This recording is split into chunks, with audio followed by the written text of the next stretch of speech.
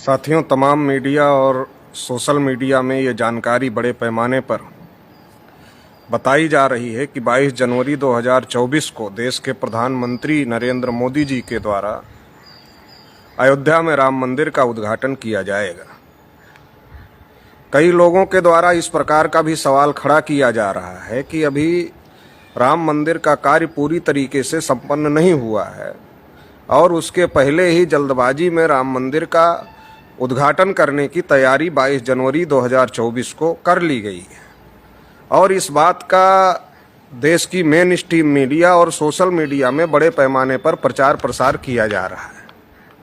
तो सवाल ये है कि जब अभी मंदिर का कार्य पूरी तरीके से संपन्न नहीं हुआ है तो और इसके पहले ही ये उद्घाटन नरेंद्र मोदी जी क्यों करना चाहते हैं, तो इसका बड़ा मकसद ये है कि 2024 के इलेक्शन में धर्म के नाम पर लोगों को मूर्ख बनाकर उनका वोट लिया जाए।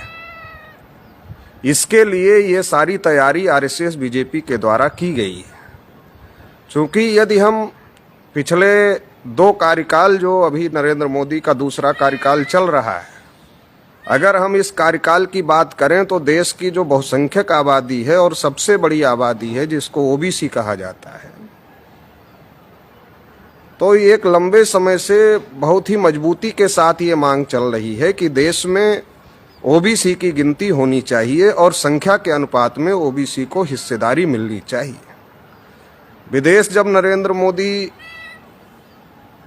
जाते हैं तो विदेशों से वो जानवर मंगवाकर जंगलों में छोड़ते हैं। मतलब देश के जंगलों में अगर जानवर कम हो जाते हैं तो विदेश से जानवर मंगवाकर जंगलों में छोड़ने का काम करते हैं। जानवरों की चिंता है, मगर देश की जो बहुसंख्यक आबादी है ओबीसी, उसकी चिंता नरेंद्र मोदी को नहीं है।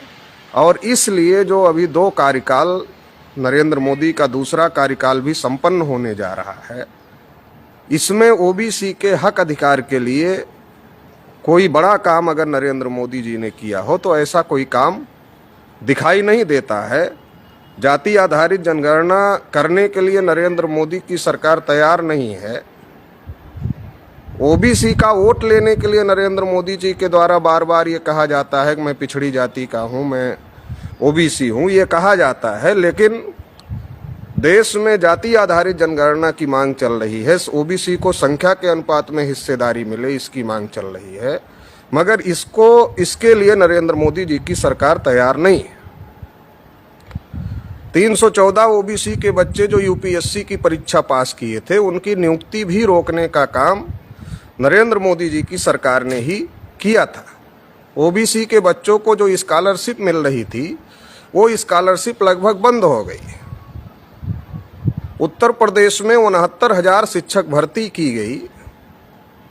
उस 69,000 शिक्षक भर्ती में ओबीसी का जो हक अधिकार था उस पर डकैती डाली गई और आज तक ओबीसी को उनका हक अधिकार नहीं मिला।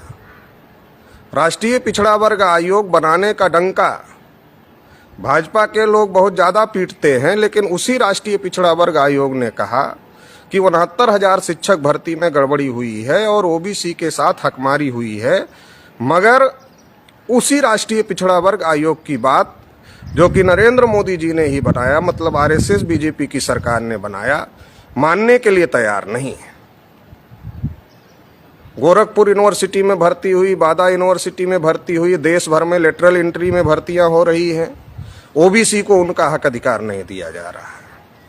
अभी पिछले दिनों उत्तर प्रदेश में ग्राम पंचायत अधिकारी की नियुक्तियां हुई, उसमें भी ओबीसी के साथ हकमारी की गई और केवल 9.5% के लगभग रिजर्वेशन ओबीसी को दिया गया। इतना ही नहीं है, देश में जो बड़े पैमाने पर निजीकरण चल रहा है, एक तरफ आरएसएस प्रमुख मोहन भागवत ये कहते हैं कि आरक्षण 200 साल तक रहना चाहिए, वहीं दूसरी तरफ उनकी जो सरकार है वो सरकार बड़े पैमाने पर निजीकरण कर रही है। निजीकरण से एक लंबे समय से जो सरकारी संपत्तियां बनी थी देश में, उनको समाप्त करने का काम तो किया ही जा रहा है, उनको पूंजीपतियों को देने का काम किया जा रहा है। इसके साथ ही साथ जो ओबीसी एससी एसटी का रिजर्वेशन है, उस रिजर्वेशन को भी खत्म करने की साजिश हो रही है और रिजर्वेशन भी खत्म हो रहा है। तो देश में ओबीसी एससी एसटी के हक अधिकारों की बलि चढ़ाई जा रही है। इसके साथ ही चाहे किसान हो, किसानों को नरेंद्र मोदी जी ने 2014 में कहा था कि किसानों की आय 2 गुनी कर देंगे, लेकिन 2 गुनी करने को छोड़ो, किसानों की आय तो 2 गुनी नहीं हुई, मगर किसानों को जिन चीज़ों की खरीदारी करनी पड़ती है, चाहे वो डीजल हो, चाहे वो पेट्रोल हो, चाहे वो पेस्टिसाइड हो, चाहे खाद हो, उन चीज़ों का दाम 2 गुना जरूर हो गया। किसानों के लिए 3 कानून लाया गया था ताकि किसानों की जमीन पूंजीपतियों को दिया जा सके। किसानों के साथ भी देश में बड़े पैमाने पर षड्यंत्र हो रहा है। देश में जो मजदूर हैं उनके खिलाफ कानून बनाए गए लॉकडाउन में चुपके से। देश में जो नौजवान हैं, नौजवानों को रोजगार नहीं मिल रहा है, बड़े पैमाने पर रोजगार डिग्री लेकर नौजवान घूम रहा है, मगर उसके लिए कोई काम नहीं है, उसको सलाह दिया जाता है कि पकौड़े तलो। तो देश में किसान हो, मजदूर हो, नौजवान हो, ओबीसी हो, एससी हो, एसटी हो, सबके हक अधिकारों की बलि चढ़ाई जा रही है। महिलाओं के ऊपर पूरे देश भर में बड़े पैमाने पर अन्याय अत्याचार हो रहा है। अगर आप खबरें पढ़ें तो आपको दिखाई देगा कि किस प्रकार से महिलाओं के ऊपर देश भर में बड़े पैमाने पर अन्याय अत्याचार हो रहा है।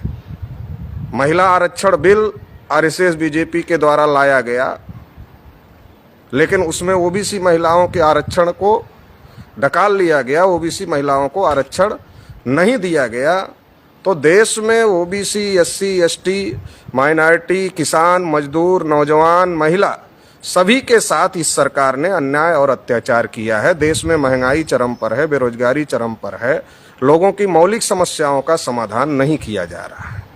जब इन सारी मौलिक समस्याओं का समाधान नहीं किया जा रहा है, दूसरी तरफ ईवीएम के माध्यम से लोगों के वोट लूटने का भी षड्यंत्र किया जा रहा है, निजीकरण के माध्यम से रिजर्वेशन खत्म किया जा रहा है, संविधान को बाजू में रख करके काम करने की कोशिश की जा रही है। तो देश में जब बहुत सारा काम देश में ओबीसी, एससी, एसटी, माइनॉरिटी, किसान, मजदूर, नौजवान, महिला, संविधान और लोकतंत्र के खिलाफ हो रहा है, ऐसी स्थिति में 2024 का चुनाव जीतने के लिए ऐसी स्थिति में आरएसएस बीजेपी के लोगों को कोई रास्ता नहीं दिख रहा है। तो इसलिए वो केवल एक रास्ता देख रहे हैं कि किस प्रकार से हम धार्मिक भावनाओं को भड़काकर 2024 का चुनाव जीतें। इसके लिए अभी राम मंदिर का कार्य पूरा ना होने के बावजूद भी पहले ही उसका उद्घाटन करके इसका प्रचार प्रसार देश भर में कर इसके नाम पर ओबीसी, एससी, एसटी को मूर्ख बना करके ओबीसी, एससी, एसटी का हक अधिकार लूट कर भी ओबीसी, एससी, एसटी का समर्थन लेने की जो तैयारी चल रही बड़े पैमाने पर, इस षड्यंत्र से ओबीसी, एससी, एसटी के लोगों को खास तौर से सावधान रहने की जरूरत है। जब लड़ाई की बात आती है तब ओबीसी, एससी, एसटी, क्षत्रिय, राजपूत सभी हिंदू हैं, लेकिन जब अधिकार देने की बात आती है तब ओबीसी, एससी, एसटी और क्षत्रिय, राजपूत हिंदू नहीं होते हैं। जब राम मंदिर का ट्रस्ट बनाया गया, वोट लेने के लिए हर ओबीसी हिंदू है, लेकिन जब राम मंदिर का ट्रस्ट बनाया गया तो उस ट्रस्ट में एक भी ओबीसी को नहीं रखा गया, राजपूत को नहीं रखा गया। ऐसे ओबीसी के लोगों को बताया जाता है कि राम आपके पूर्वज थे, राजपूतों को बताया जाता है राम आपके पूर्वज थे, लेकिन जब हक अधिकार की बात आती है तो उनको राम मंदिर ट्रस्ट में कोई स्थान नहीं दिया गया। इससे भी ये बात समझने की है कि आरएसएस बीजेपी के लोग ओबीसी का और तमाम लोगों का, चाहे वो राजपूत हों, क्षत्रिय हों, चाहे वैश्य हों, उन लोगों का इस्तेमाल कर रहे हैं और केवल अपना कब्जा, ब्राह्मणों का कब्जा ही करवाना चाहते हैं। ये षड्यंत्र पूरे देश में चल रहा है और चलाया जा रहा है। इस षड्यंत्र से सतर्क रहने की जरूरत है। पिछली बार जब ओबीसी के हक अधिकार की लड़ाई चल रही थी, देश में जब ओबीसी के हक अधिकार की लड़ाई चलती है तो ये धार्मिक ध्रुवीकरण करते हैं, धार्मिक मुद्दे खड़े करते हैं। पिछली बार जब ओबीसी के हक अधिकार की लड़ाई चल रही थी तब आरएसएस बीजेपी के लोगों ने बाबरी मस्जिद गिराने का काम किया था, मंडल के खिलाफ में कमंडल लाने का काम किया था और आडवाणी जी ने रथ यात्रा निकाला था और रथ यात्रा निकाल करके जो मंडल कमीशन की लड़ाई थी, मंडल कमीशन की लड़ाई क्या थी? ओबीसी को उनकी संख्या के अनुपात में सभी क्षेत्रों में हक अधिकार देने की लड़ाई थी। अगर वो लड़ाई पूरी तरीके से मुकम्मल होती तो करोड़ों नौकरियां ओबीसी समाज के लोगों को मिलती, लेकिन वो लड़ाई ना हो इसलिए आरएसएस बीजेपी के लोगों ने षड्यंत्र करके बाबरी मस्जिद गिरवाने का काम किया। और मंडल कमीशन में ओबीसी के साथ जो धोखाधड़ी हुई, मंडल कमीशन की केवल एक सिफारिश लागू हुई, क्रीमिलेयर ओबीसी के ऊपर थोप दिया गया, ओबीसी को संख्या के अनुपात में आरक्षण नहीं दिया गया, 52 को केवल 27 ही दिया गया, और ओबीसी के साथ में बड़े पैमाने पर धोखाधड़ी हो गई। इस धोखाधड़ी को दबा दिया गया कमंडल की लड़ाई से। बाबरी मस्जिद राम जन्मभूमि के नाम पर जो लड़ाई की गई उसके आधार पर दबा दिया गया और उसमें तमाम ओबीसी के नेताओं को ही आगे किया गया। अगर उस दौर की हम लोग बात करें तो विनय कटियार, कल्याण सिंह, उमा भारती, परवीर तोगड़िया, बड़े ओबीसी के नेताओं को उस समय आगे किया गया था। लेकिन आज जब हम उन्हीं नेताओं की बात करते हैं तो उन नेताओं को आज राम मंदिर के ट्रस्ट में नहीं रखा गया। इससे ये बात साबित होती है कि ओबीसी का इस्तेमाल करो और फेंक दो, ये आरएसएस बीजेपी की नीति है। दूसरा महत्वपूर्ण मुद्दा ये है कि जो अयोध्या है उसका पुराना नाम साकेत है और साकेत बौद्धों की विरासत है। तथागत बुद्ध ने वहाँ 16 वर्षावास किए थे, तो ये तथागत बुद्ध सम्राट अशोक, राजा प्रसेनजित की गौरवशाली विरासत है। और लॉकडाउन में जब समतलीकरण का काम चल रहा था तो उस समय तथागत बुद्ध सम्राट अशोक के अवशेष भी निकले। अगर वो अवशेष बुद्धिज्म के निकल रहे हैं तो ये बुद्धिस्टों की धरती है, लेकिन इसके बावजूद भी उसको दबाया जा रहा है, उसको नष्ट करने का काम किया जा रहा है। इस षड्यंत्र को ओबीसी समाज के लोगों को समझने की जरूरत है कि जो हमारे पुरखों की गौरवशाली विरासत है उस विरासत को भी खत्म करने का काम किया जा रहा है। अभी नरेंद्र मोदी जी मंदिर का उद्घाटन करने जा रहे हैं। जो पुरी के शंकराचार्य हैं उनके द्वारा बयान आया कि वो मंदिर का उद्घाटन करेंगे और वो मूर्ति को स्पर्श करेंगे, तो क्या मैं वहाँ ताली बजाने के लिए जाऊँगा? एक और इंटरव्यू में उन्होंने कहा कि अगर मैं जाऊँगा तो मेरा स्थान क्या होगा या फिर नरेंद्र मोदी का स्थान क्या होगा। एक और इंटरव्यू में उन्होंने कहा कि अंबेडकर प्रतिमा स्थापित करने में और राम की प्रतिमा स्थापित करने के विधान में अंतर है, और यदि विधि विधान से ये नहीं किया जाएगा तो इससे वहाँ भगवान के बजाय भूत पिशाच वास करेंगे। तो पुरी के शंकराचार्य क्या कहना चाहते हैं? पुरी के शंकराचार्य ये कहना चाहते हैं कि नरेंद्र मोदी अगर ओबीसी हैं तो वो शूद्र हैं और एक शूद्र के द्वारा राम मंदिर का उद्घाटन किया जाना ठीक नहीं है। वो स्पर्श करेंगे तो हम ब्राह्मण होकर के ताली बजाने का काम करेंगे। तो ब्राह्मणों को कभी भी बर्दाश्त नहीं है कि ओबीसी SC ST के लोग उनके धर्म में बराबरी पर रहें, ये बर्दाश्त नहीं है। लेकिन लोकतंत्र में जो फूले साहू अम्बेडकर पेरियार ने जो लड़ाई लड़ करके हम लोगों को हक अधिकार दिया और लोकतंत्र आ गया, तो लोकतंत्र में ब्राह्मणों ने जिनको शूद्र बनाया था पहले मनुस्मृति में, उनको आज वो मजबूरी में हिंदू कह रहे हैं और हिंदू के नाम पर ओबीसी SC ST का वोट बटोरना चाहते हैं, वोट लूटना चाहते हैं। तो ये साजिश, ये षड्यंत्र समझने की जरूरत है।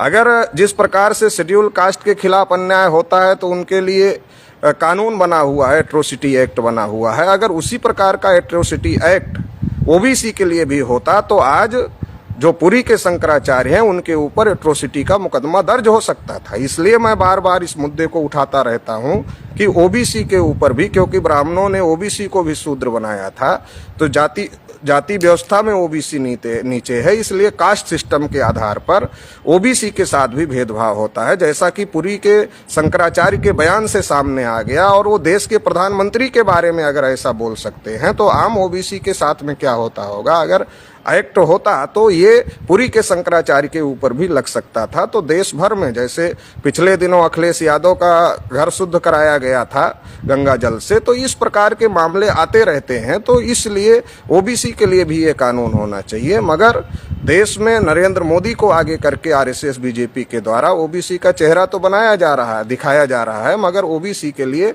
कोई हक अधिकार की बात नहीं की जा रही है। उस समय जब 90-92 में मंडल कमीशन की लड़ाई चल रही थी तब कमंडल की लड़ाई छेड़ी गई ताकि ओबीसी को हक अधिकार ना मिले। और आज जब जाति आधारित जनगणना की लड़ाई चरम पर है और पूरे देश भर में ये मुद्दा गर्म है। राष्ट्रीय पिछड़ा वर्ग मोर्चा ने 2 बार इसको लेकर के भारत बंद किया और आज देश भर में हर नेता जाति आधारित जनगणना के मुद्दे को उठा रहा है, उसकी मजबूरी बन गई है।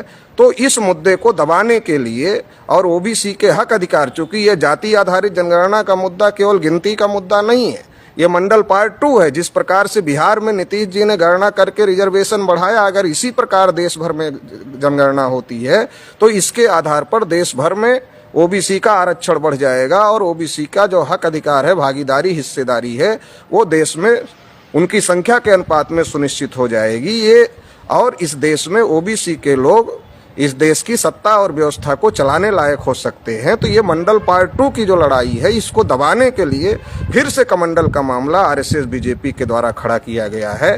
तो इस साजिश को समझने की जरूरत है, इस साजिश को बेनकाब करने की जरूरत है और इसके खिलाफ ये जो साजिश चल रही है, इसके बारे में समाज को जागृत करने की जरूरत है। इसलिए राष्ट्रीय पिछड़ा वर्ग मोर्चा ने डिसीजन लिया हुआ है कि 22 जनवरी को जो हो रहा है, उस दिन को ब्लैक डे घोषित करते हैं और उस दिन हम लोग उसको ब्लैक डे मनाने का काम करेंगे। अभी देश में ईवीएम को लेकर के बड़े पैमाने पर आंदोलन चल रहा है। 31 जनवरी को ईवीएम को लेकर भारत मुक्ति मोर्चा के राष्ट्रीय अध्यक्ष वामन मेश्राम साहब के द्वारा चुनाव आयोग दिल्ली पर मोर्चा ले जाने का आंदोलन घोषित किया गया है। उस मुद्दे को दबाने के लिए भी राम मंदिर को ज़्यादा हवा देने का काम किया जा रहा है, ज़्यादा प्रसारित करने का काम किया जा रहा है। देश में ईवीएम का जो मुद्दा है वो फ्री फेयर ट्रांसपेरेंट इलेक्शन से जुड़ा हुआ मुद्दा है।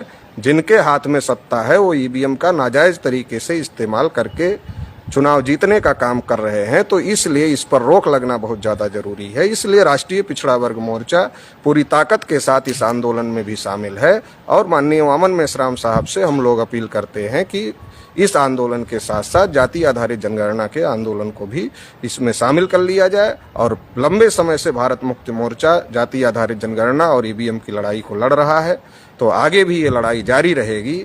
इसलिए आप सभी से ये अपील है कि ये जो तमाम बातें हैं इसके बारे में समाज में जागरूकता फैलाया जाए और 22 जनवरी को ब्लैक डे मनाना है, सबको काली पट्टी बांधना है। देश भर के तमाम जो कार्यकर्ता, पदाधिकारी, शुभचिंतक हैं उनको काली पट्टी बांधना है और ब्लैक डे मनाना है। और 31 जनवरी का जो ईवीएम के खिलाफ आंदोलन है उसकी तैयारी बड़े पैमाने पर करके उसमें बड़ी संख्या में शामिल होने की जरूरत है ताकि इस लड़ाई को मजबूत किया जा सके और धार्मिक ध्रुवीकरण के नाम पर जो समाज को गुमराह करने की कोशिश की जा रही है, षड्यंत्र किया जा रहा है, उसको रोकने का काम किया जा सके ताकि ओबीसी, एससी, एसटी के हक अधिकार की लड़ाई को मजबूत किया जा सके। बहुत बहुत आभार, धन्यवाद।